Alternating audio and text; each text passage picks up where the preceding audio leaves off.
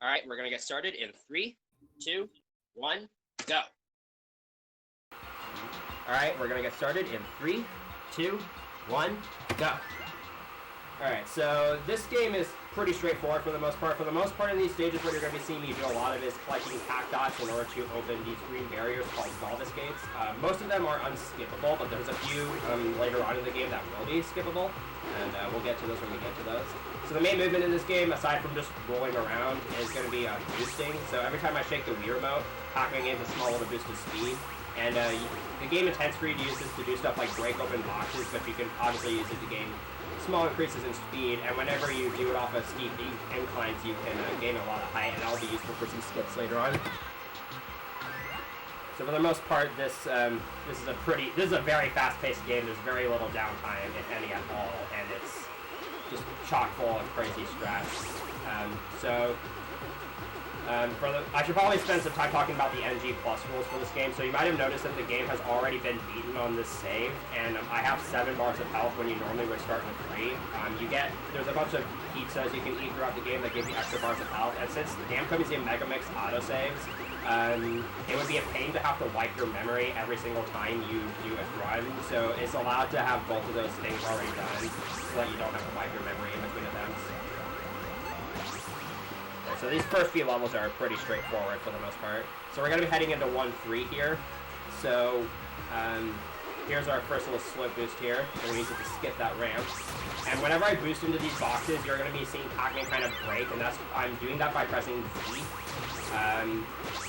That's just to keep Pac-Man from recoiling and flying everywhere after hitting a box. You're going to be seeing me use that technique a lot for keeping control of Pac-Man, because Pac-Man can be really hard to control in this game. Alright, so in 1-4, we're going to be introduced to the first of the power-ups in this game. So this is Night Pack. So Night Pack is a little heavier than normal Pack, so he doesn't get as much height from slope boost. I mean, he's a little slower, but he can break these metal boxes, which normal Pac-Man can't do, and he can also go underwater. And there are going to be a few instances where I'm going to need one of those two things. So whenever I grab Night Pack, I'm usually required to grab him. So yeah, he's pretty slow. There we go. And now we're going to be moving on to 1-5. So this level is where you're supposed to be introduced to Light Pack, which is the other power for this game. But I'm actually going to be skipping Light Pack in this stage because it'll allow me to make a platform cycle at the end of this stage. It's about 8 seconds faster. So Light Pack, when you have Light Pack, his physics are extremely broken. He gains a ton of height from bounce pads and slope boosts. And he also lasts a lot longer in midair. So that power-up is going to be used for a lot of skips in this game, including a skip in the very next level that I'm going to be doing. So that's it for World 1. That's a really, really good World 1. So next up, we're going to be going to World 2. This is one of the first big skips in the game. So I'm going to grab Light Pack, and I'm going to use a slope boost as Light Pack to access a platform that you normally don't have access until the very end of the level. And that's great and all, but I need a way to get past the gate. I can do a ledge grab hop from this tiny little slit here, and then curve around like that, and just jump into the goal platform without opening the gate. And that skips the gate in that level and saves around 35 seconds. So that's a pretty nice sequence right there. That's one of 3 levels you'll be seeing me do gate skips in, and one of 4 levels with the gate skip in total. So in this level, I can use these bounce pads to jump up to higher sections of the level early, like that. You'll be seeing me use that again here.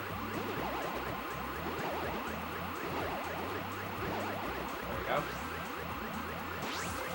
So you actually can come rather close to skipping the gate in this level, but you need this Light Pack, which isn't obtainable until you clear the gate, to get to these bounce pads, and it's necessary to get there if you want to finish the stage. So it's barely impossible. It's barely not possible to skip the gate in that level. But in this level, the goal platform is actually located right behind where you start, but there's no way to get to it early. It would save about a minute if you could. But unfortunately, I've tried more times than I care to admit, and there's just no way to skip this level. And this is, again, a really long level, so we do have to play through this level. And this is a rather challenging level because you need a lot of dots for a lot of the gates. Here I want to actually have an excess amount of dots because it will allow me to not have to go out of my way as much in the next section of this level.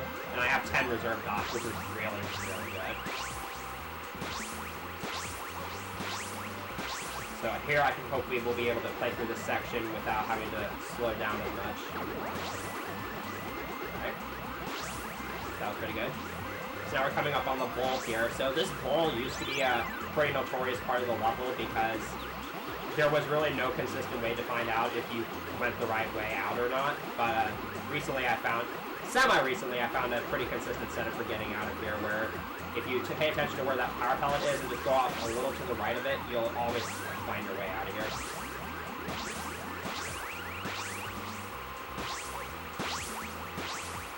Alright, and that'll be it for 2-3.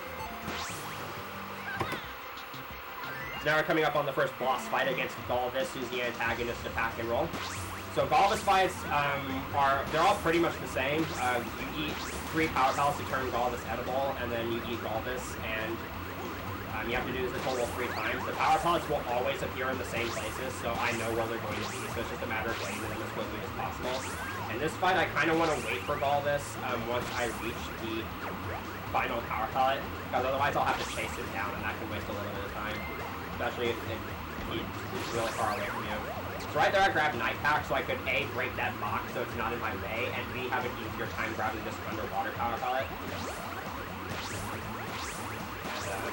Now I just kind of have to make my way to the final power pellet. They can be really finicky to maneuver Pac-Man through this really thin space. So that's it for World 2. Now we're going to be heading on to World 3, which is Sweet Land. So this is where the run starts to kind of ramp up in difficulty. So in this first stage, there's a platform cycle in the second section of this level that requires me to have pretty good movement for the first 40 seconds of the level. I also can't miss a single pack dot in this first section in order for the route to work out, otherwise I'll lose about 5 seconds. So I have to both play fast and play accurately. So here I have to hopefully let the ghost get in my way. Ghost movement is RNG, so you just kind of have to see and react to it. Blinky gave me pretty good RNG there. So if Pinky cooperates in this section, then she's in a pretty good spot as well. So I should be on pace to make the cycle, and I didn't miss a pack dot, which is really good. So I'm going to grab Light Pack here, and once I get on this car and make it to these platforms, I can actually skip the car for the rest of the stage. First off, I can do these little ledge grab hops in between platforms. And I need to skip this platform with the heads, which is why I needed every pack on that first section. And now I can race through these last 2 platforms by just slow boosting to them like that.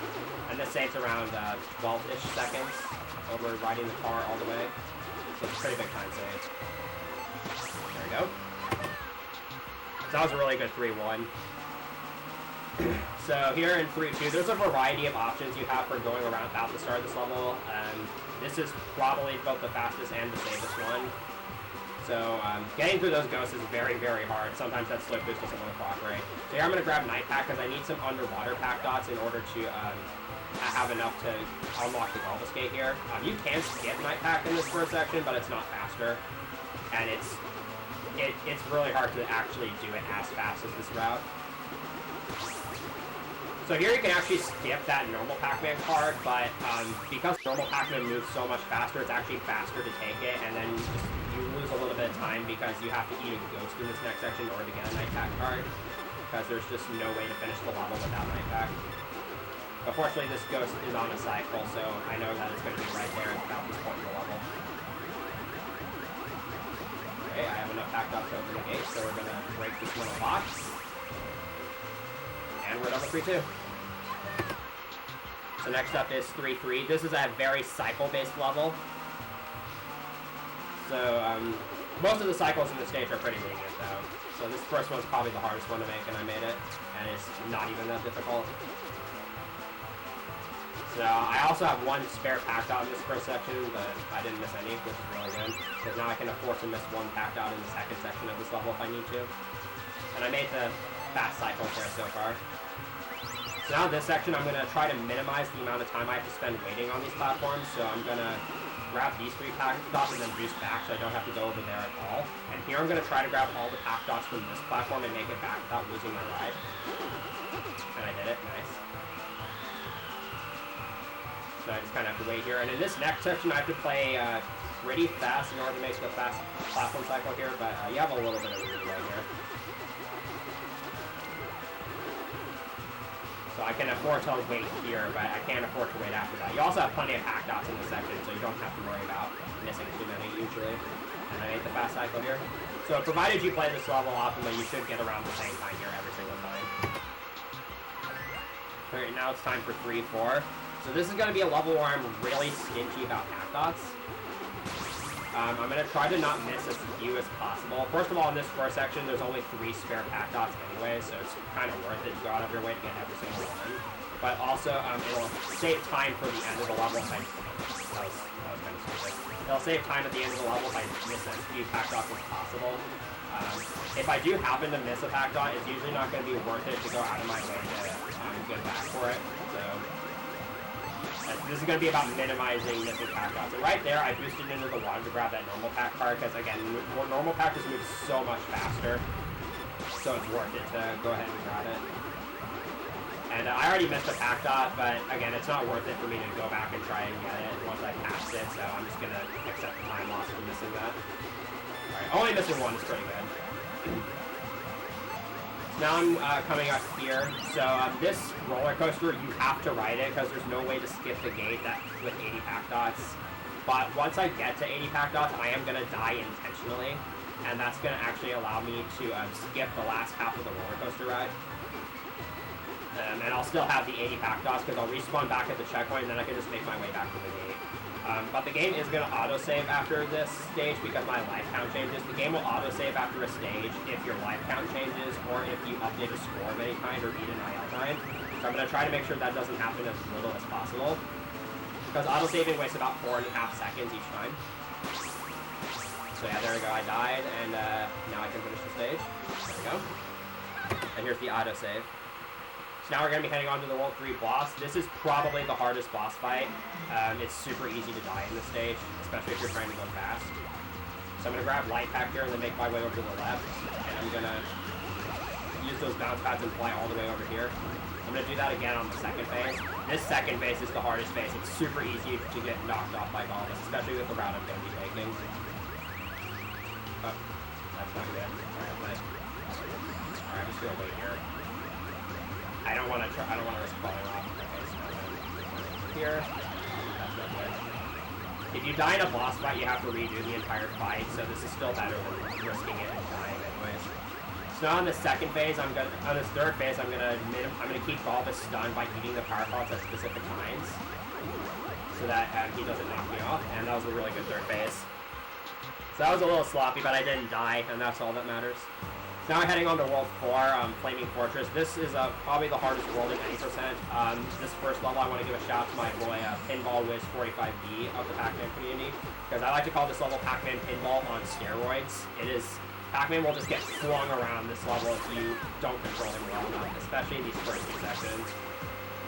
Another reason why this level sucks is because there's a platform cycle that saves about 3.5 seconds that requires you to have really good movement throughout the entire level, and you need every pack dot in every section of this level. It's the only level in the game that's like that. And with how easy it is to get knocked around by various stage obstacles and not much of a choice, it's super hard to make it this cycle. But I made the cycle, which is really good. So I have to get up here in order to hit this button to make all the walls fall down. And we can just move straight to the end of the level here. That was a really good 4-1. So now we're heading on to 4-2. This is a relatively straightforward level, not too much to say about it. There's a lot of obstacles in this stage, so I might be taking quite a bit of damage. And I also have to collect a pretty good number of back dots here. That first section was pretty good. So here I'm going to damage boost through here just to make this a little bit easier. In this section, I'm going to grab this light pack card so I can skip some of these bounce pad platforms. This comes at the cost of I'm going to be a little bit shorter on pack dots now, but there's plenty of pack dots in this level, so it's not a huge deal. So I have just enough to make it through this gate. I almost fell off there. So here's the section where I'll probably take damage 1 or 2 times. It's really hard to get past these falling walls without taking damage. And sometimes I'll use the break here, like right here, I'll use it so that I don't risk Pac-Man falling off. So I just have to get my pack dots really quick to the gate. Right, that was a really good one too. So now here, 4-3. I'm going to boost across these platforms. This actually saves absolutely no time. because I'm down by a platform cycle after this first gate, but doing those boosts makes the platform cycle a lot easier to make. So right here it looks like I just barely missed that platform cycle, but you cannot make that in real time. I've tried, and it's just not possible. I don't even think a task can make it. Wow, that's the cycle that's a lot easier with the boosts. Here I'm going to boost into these balance pads so I have enough momentum to cross these gaps. And this section has some pretty flashy movement right here, if I can pull this off. And here I'm going to boost off to the second bounce pad. This is actually safe about 2 seconds. This game is getting very, very optimized. It's actually quite insane how optimized this game is getting. Every second is starting to count here. Alright. But now we're coming up on probably the hardest level in this run, 4-4. This is basically a minute and 15 seconds of just boosting down a long downward spiraling path. There's no skips here. You can't just fall from higher sections to lower sections because the distances are too big and you just die. And the problem with this level is that in order to go fast, you need to boost basically the entire time. And with how easy it is to fall off on this stage, it's super easy to have just the slightest wrong angle or just hit a slope in just the wrong way, and you just go flying off the stage. And dying in this level at all basically kills your run because checkpoints are very sparse in this level and they're very spread out. So it's super punishing to die in this level. Like, for example, there's still about 30 seconds left in this level, but that's the last checkpoint I'm going to get. So, I can't die from here on out, or else I'll lose a ton of time. Alright, I got a couple of boosts there. Here you're supposed to ride these bounce pads all the way across. Screw that. I'm just going to go to the side here. Alright, I'm going to play it a little bit safe here because I don't want to die.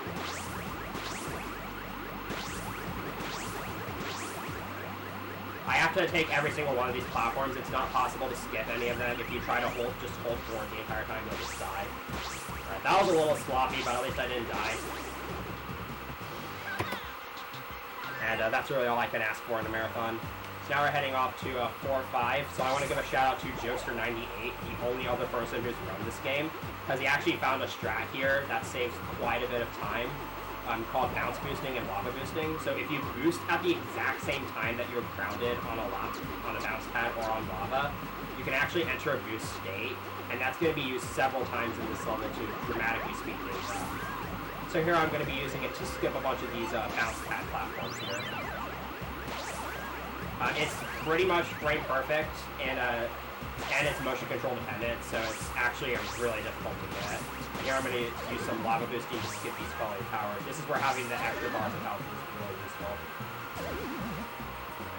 So that wasn't too great, but this should still be fine. This next set of lava boosts is probably the biggest, because climbing these falling towers normally takes a very long time.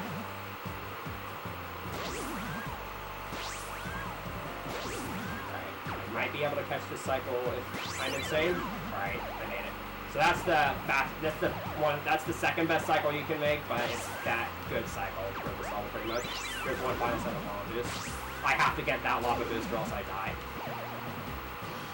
Alright, that was a really good 4-5. So now it's time for the World 4 boss. This fight is kind of RNG dependent. I can mitigate some RNG in this first phase by slow boosting to these power pellets, which is... It can be pretty finicky, so as you can see, I'm kind of struggling to get it here. That was really bad. Oh my god, this is not going as planned. Right. That was very unfortunate, but what can you do? So now in this second phase, Galvis can either rotate the platform clockwise or counterclockwise. It doesn't matter too much which way he rotates it. That's slightly worse of the two RNG patterns, but it's not horrible. It doesn't lose that much time. And on this third phase, I can mitigate the platform RNG by just slip boosting to each of the power pellets. Or by lava boosting to each of the power pellets. So, hello. Alright, that was pretty bad, but whatever. Alright, and now it's time for World 5. This is actually exclusive to the Wii version of the game. So if you've been paying attention, you probably noticed that in the first 4 worlds, only one level had a major skip. In this world, every single level has a major skip. It's pretty amazing.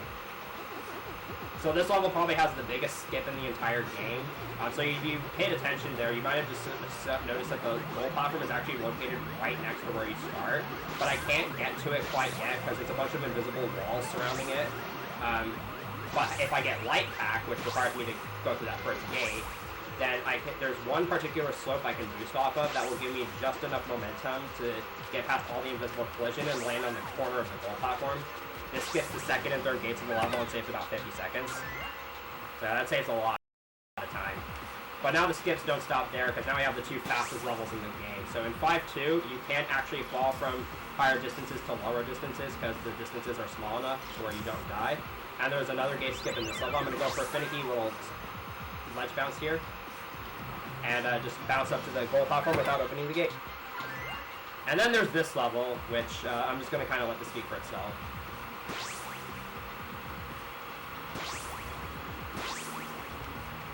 Alright, good level. Alright, now it's time for 5-4. So this level actually has a gate skip, but I'm not going to be going for it, even though it's saved around 10 seconds, because it's not really marathon safe. It's really precise, and if you die to it, you lose way more time than the skip actually saves. So I'm just going to not bother with it. This route is also just objectively better. Oh, that's really terrible. That's fine. That's not a huge death. But now my cycles are going to be thrown off for the rest of this level, so that's not very good. So there's a cool cycle skip. I can make my way past this gear knob and skip a cycle there. And I can do some more cycle skips on these blue and pink platforms, like kind of going across the corners. I like to call this crisscrossing. You have to have pretty good angles in order for this to work. Alright, nice. So now we have there is another pretty big skip in this level though. Once I reach the light pack cards and the bounce pads that are right in front of them, I can actually use that to get to the final. I can actually use that to jump straight to the final gear of this level. So because I died earlier, my cycles were thrown off, so I had no idea what cycles the gear was on. So that's why I died there. That's not a huge deal. Alright, that's it for 5-4. Now it's time for the World 5 boss. So this fight works in 2 phases, and again, the power pellets will always appear in the same spots, so I know where they're going to be ahead of time.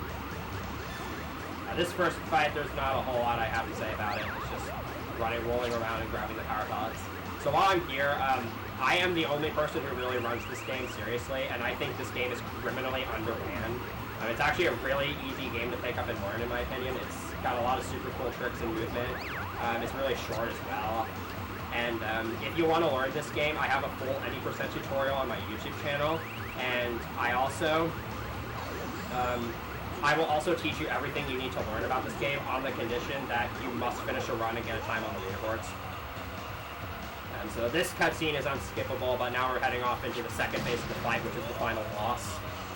This fight is kind of cycle-based, but if I do everything in the right order here, I should be fine. So let's see how this goes.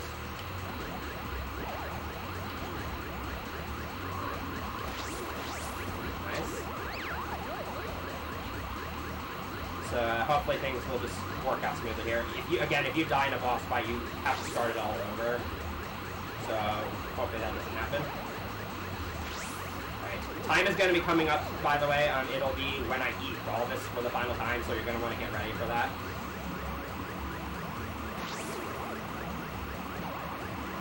Alright. I'll try and play it safe right here. Get ready. And time. Alright, my timer says 23:42. So that was a pretty decent run all around. Unfortunate time loss on 5-4, but still a pretty solid run. The world record is a 22:50, and that's with 5-4 gate skip. So this run had an automatic 10-second deficit. So, yeah, that is Hack and Roll Remix. I hope you enjoyed that game. Thank you for watching.